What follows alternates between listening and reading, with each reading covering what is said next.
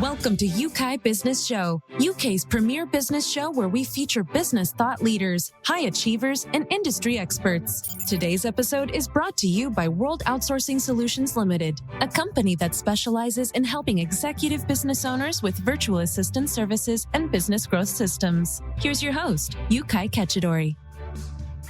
Hey there, welcome back to a very special episode. Today we've got something unique, very different. In fact, if you've been following us over the last 7 years, you know that I've had one person come on the show to talk about franchisee. I know this is a topic a lot of people are going to enjoy. So we decided to have a dear friend of mine all the way from the US, Greg, come on the show to talk to us about franchisee. So if you're there and you've been toying around with the idea of looking to franchisee, you want to pay particular attention. In fact, I encourage you to take your journal out so you can dignify your discoveries, because Greg has been in this game for the last 10 years, helped several hundreds of people get started in the franchisee world. So we want you to listen in. Greg, thank you so much for joining us, man. My pleasure, Yukai. Welcome indeed, man. When I was listening, following up on what you're doing and your website and looking at your profile, I couldn't, miss the fact that you have helped people succeed with what a lot of people don't.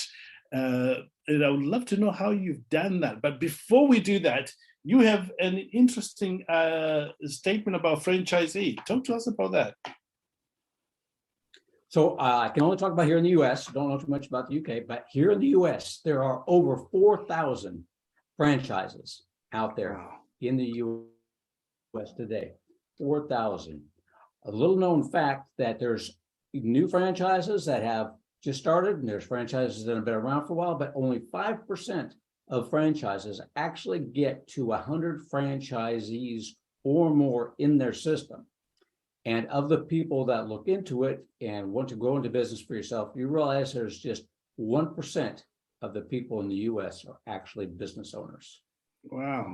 So if you get into business for yourself, you are in the 1% club. Wow, that's amazing. Absolutely amazing. Well, look, I know that here in the UK, very few people know about you. One thing I know is you have published a best-selling book called The Real Freedom, which is considered by many people as the best among, the best really, which is worth looking into by anyone who's looking to do business at a greater level. But for those who don't know the real you, please tell us your story, how you ended up helping people in the world of franchise. I got started off a long time ago, actually back in high school, when one of my first jobs was working at Taco Bell. And I didn't realize at the time when I went to work for the Taco Bell, but I was working for a master franchisor who owned many franchises. And this was in the California area, up in Northern California in Sacramento. And she owned many different Taco Bells. And I really enjoyed working there, and I ended up being a manager and actually managing many of her restaurants, her Taco Bell restaurants throughout the Sacramento area. Yeah. And it was a real pleasure to go into each one and know that it was going to be the same setup every time I went in there. Same policy, same procedure, everything was in the same place. It was simple, easy to go in there and operate, help her build her sales up and help her build her team up. I ended up going into the corporate world after that and was a restaurant manager for 15 years, a microelectronics circuit engineer for about 15, 17 years. But after about 30 years in the corporate world, I said, there's got to be something better out there. So I got out of the corporate world and I said, I got to get back into franchising. That was a lot of fun. I just thoroughly enjoyed myself with that. Didn't know how to do it or go about doing it. I ended up connecting with a couple of franchise consultants. And at the time, I never knew, a franchise consultant even existed. So I got together with a couple of them and working together, going through a few different franchises. I got into a franchise, did some telecommunications consulting for a couple of years with a great franchise company called Schooley Mitchell Telecommunications Consulting. Absolutely wonderful individual, Dennis Schooley, who taught me everything there is to know about franchising and how to go out and meet and greet people. But after a while, I thought, I really liked what those franchise consultants did, which was being able to help people pretty much all over the United States and actually all over the world get into franchising and actually realizing their dreams as I have realized my dream. So I've always wanted to help people and help as many people as I could. I did that, as a restaurant manager. I did that as an engineer, training other engineers, teaching them. Thoroughly enjoy helping people. So I just went, I got to be a franchise consultant, and I got to be able to work with people all over the place and help them realize their dreams, which is what I do now. Yeah, amazing. Now there may be people who say, you know what, I just know very vaguely about franchise. Break it down, what that actually means, and to a person who is looking to get into business for themselves. Okay, so a franchise, that is where, so there's two different routes you could go if you want to go into business for yourself, basically. If you want to get out of the corporate world, you're going to do a business yourself, which is come up with something. So come up with a plan of your own, come up with a business that it's going to do good, start from scratch, build it up. Or, if you want to go that private route, you can also buy an existing one from a private person and grow that. When you're doing that, you're on your own. Good and bad points about that. Obviously, if you're on your own, you don't have a whole lot of people to turn to help you grow, to talk about it, to find out what's going on next, to put all those policies and procedures and systems in place. But nobody's telling you what to do either on that. You get to do it yourself. Now, if you want to look at the franchising route, it's going to be a little bit different. So that's going to be where you have a partner in your success. So you're basically licensing the business model from them. They've already done that business model, and they've done it a few times. So if you get into franchising, you generally are looking for a franchise that has done it at least a few times, has that proven model, so that when you step in and you open up your franchise in that new area, you've already got your plan of action laid out for you. So what you're looking for there in that franchise system is you want them to get you to where you want to be, usually 2, 3, 4 years quicker than if you were to do it yourself. That's right. On there. Now you're going to have a franchise fee to begin with. You're going to have ongoing royalty payments on that. So you've got to take a look at, if I'm going to pay out this money, what am I going to get for it? And that's where you want a franchise that has that proven record of success, so they can show you, this is what we've done in the past. This is how we've proven ourselves. We've been down this road. We know how to get the clients. We know how to write up the proposals if we need that. We know how to do a grand opening of the fitness franchise or the restaurant franchise. We know how to get people into the membership model, if that's what we do, so we can get you all the members and everybody signed up before you even open up. All of that is what you're looking for in a franchise system. You're looking for that partner that's going to help you succeed on that. And that's what you're paying for when you get into a franchise system, is that partner in your success that's going to help you grow, help you build up your business so that you can get to where you want to be. Yeah, I love that. Does that make sense, guy? Absolutely. One of the things we talk about quite often on the show is don't reinvent the wheel. If there is a proven path, that somebody has already followed, you might as well just go get that. It will ease the burden, the emotional toil of starting a business. It's not a walk in the park. And if you can find exactly, and if it meets all your expectation, what is it that you're looking for, you might as well take that route. But for anybody who is really looking, I guess you've touched on this already, but I wanted to really break it down for Bill here, that you want to go into franchise. Where do you actually start? I know you have a story, one of your success stories you were sharing with me earlier on, of somebody from Germany who was looking to migrate to the US. Where do they actually start from? What are the key things that they need to look for? Well, the very first thing, whether the lady that was moving from Germany, her main goal in life was to get to San Diego. That's what she really wanted. She just fell in love with San Diego. So she found me on LinkedIn, and she said, "Greg, I need to get to San Diego. Get me there. How am I going to do that?" So what we needed to do was look at getting her a visa, obviously. So there's a couple different visas that you can get when you're moving to another country, and it doesn't have to be the U.S. I just know the visas in the US. You can get an E2 visa, which is a smaller investment, $100,000 or less. And then there's the EP5 visa, which is a path to a green card. And you're looking at about $1 million investment on there. But you, as a person, when you're thinking about a franchise, whether it's going to be, you staying in the UK, you're moving to Canada, you're moving to Saudi Arabia, wherever you want to go or coming here, what you need to look at, and what we looked at with her, was what do you bring to the table in the first place? What is your background? What do you have experience in on that? So we need to take a look at your experiences, your background, what you've done in the past. Then we need to take a look at what do you like doing? What do you enjoy doing on that? So if we're looking at what do you enjoy doing, what I'm looking at for there is, do you like to go out and visit with your clients, your customers? Do you prefer your clients and your customers coming to you? If you would like to go out and visit with your clients and your customers, are you comfortable going into a business setting? Are you comfortable going into somebody's home if you're looking at something you're doing, remodeling? Are you comfortable going out and doing that? Is that something you feel good about? And what's your goal? What are you really trying to accomplish on that? Are you looking for strictly a place of an investment where you can make some money, you can bring some money in? Or are you looking to give back to society?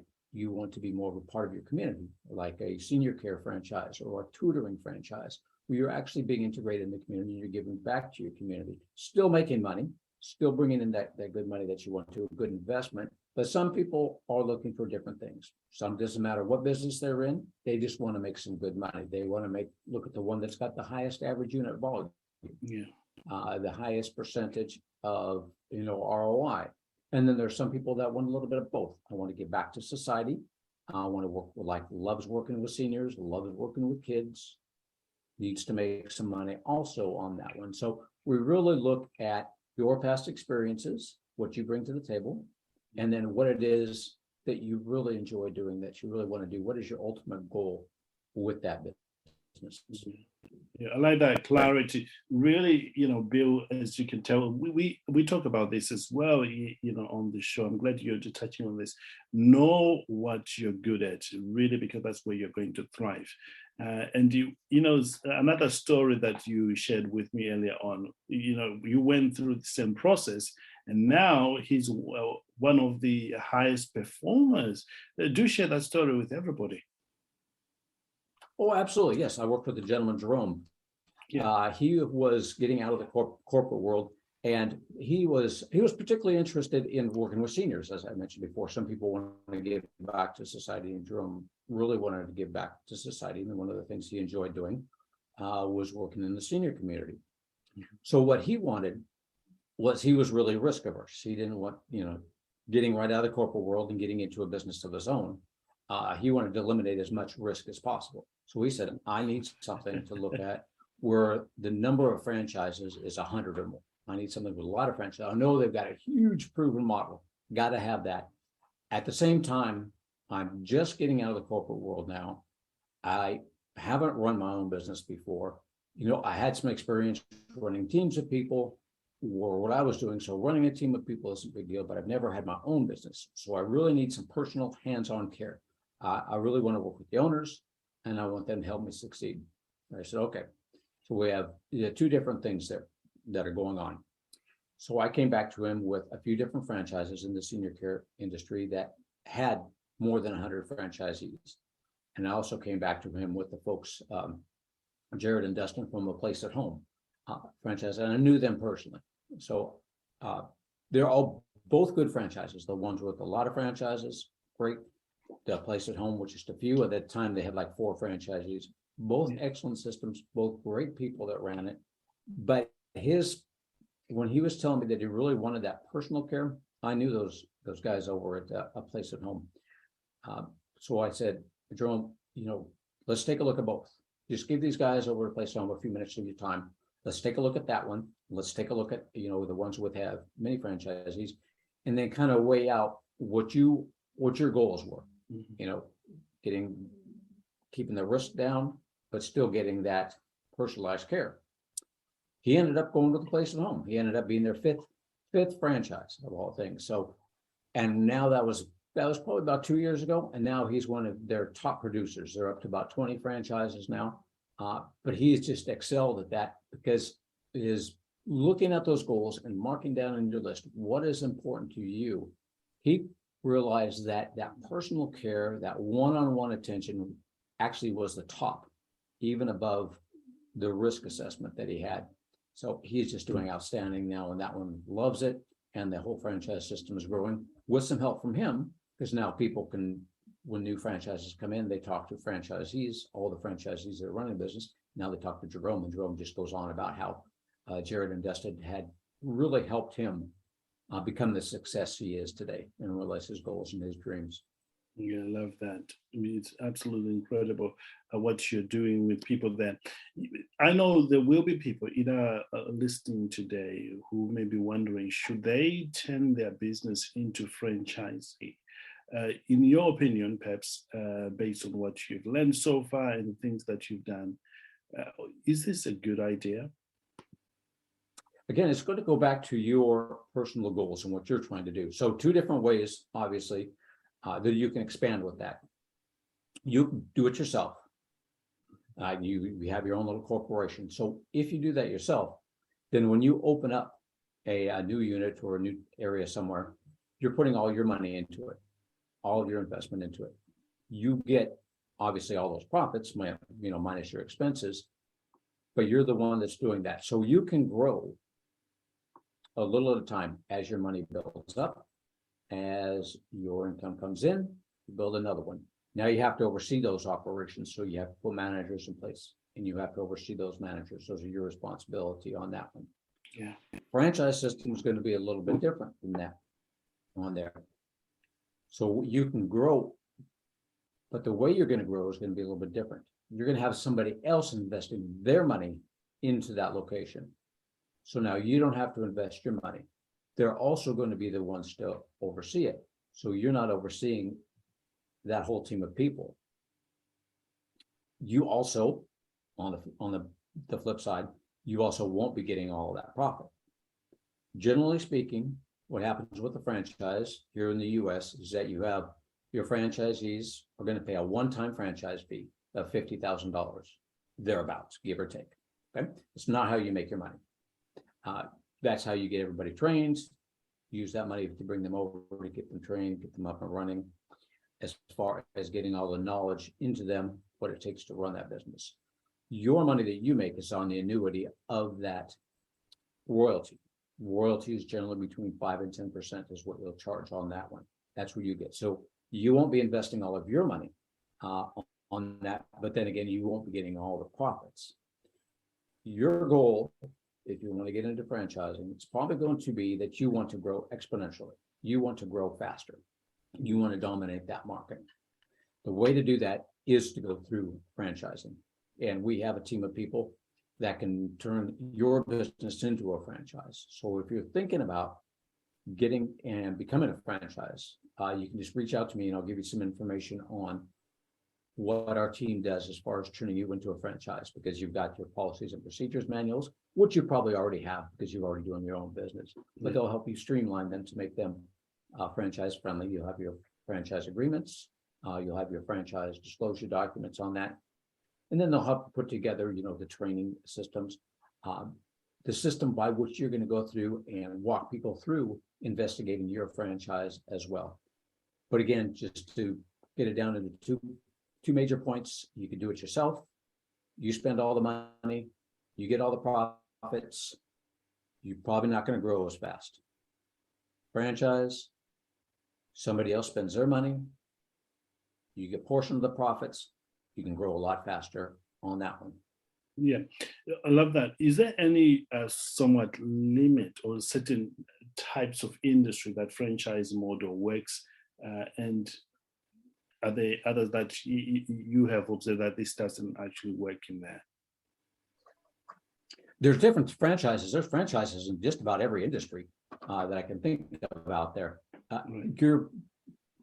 Your main goal out there, what the main thing you want to look at, is if you've got a business and you want a franchise, you've got to think about is what I have here is everybody, not everybody, but to a lot of people in every city need what I have to offer. Oh, yeah. Okay? Because you're going to be moving into other cities. Now, there may be a few franchises that are more towards, some geographic location more than the others. I know that there's a boat rental franchise out there. So, probably along the coast is probably the better opportunity for you to do it. It's still working. You're just going to be a little bit limited geographically, but you've got to consider, is what I have, can I put that into any city and I'll have enough people to use it to where my franchisee is going to make money. So any industry, we've got, you've got the tutoring, you've got the senior care, you got the home improvement, you got the fitness, you got the massage, you've got restaurants. So we call them, so the difference is you got your brick and mortar places, you build it and they will come. You got your places that need a small office, and then you got your ones that can work from home and do that. But just about every industry out there that I can think of for the most part has a franchise in it. Incredible. I'd love to pick your brain up on that. One of the things that has happened with our podcast in the moment is we've, thanks to COVID, we grew so much during the pandemic. And one of the things I was talking to my business partners and my coach was to see how we can have other people come and do the show, as part of of growth. For example, in fact, we've already started recruiting co-host, people who actually interview guests like I'm doing on my behalf.